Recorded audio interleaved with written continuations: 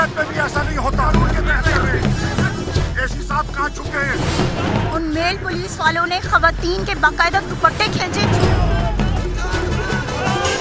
ये जमहूरियत है, ये जमहूरियत है। शहर इक्तिदार में धरने से पहले सियासी पारा आखिरी हदों को छूने लगा। हुकूमत ने 2 नवंबर का ट्रेलर दिखा दिया।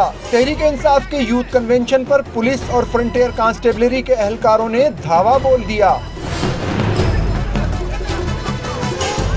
कारकुनों और एहलकारों में घमसान का रन पड़ा। कारकुन आगे आगे दौड़ते रहे, एहलकार पीछे पीछे।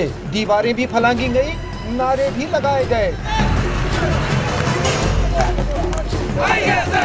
जो हाथ लगा उसे धर लिया गया।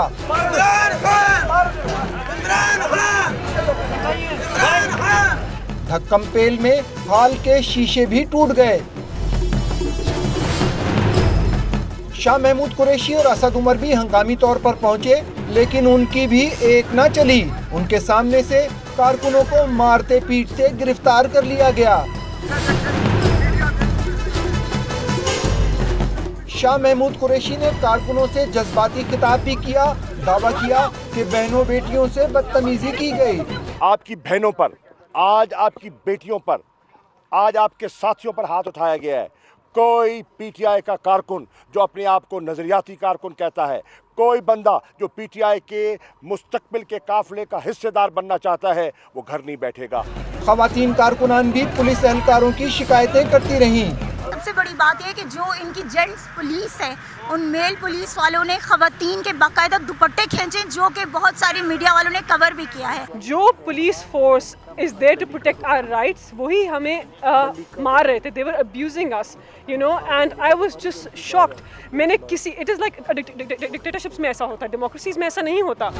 असद उमर भी गरजते बरसते रहे। ये जो गैर कानूनी गैर आईनी इक़दाम शुरू किया है, जिससे तस्दीक हो गई कि चीफ जस्टिस सुप्रीम कोर्ट ने जो कहा था पाकिस्तान में जमहूरियत नहीं बादशाहत है, वो आज साबित कर रहे हैं। लेकिन इसके बाद सिर्फ नवाज शरीफ नहीं, पूरी हुकूमत जो है वो खतरे के अंदर आएगी। पीटीआई के हिरासत में लिए गए कारकुनों को मुख्तलिफ थानों में मुंतकिल कर दिया गया। ये जमहूरियत है, ये जमहूरियत है।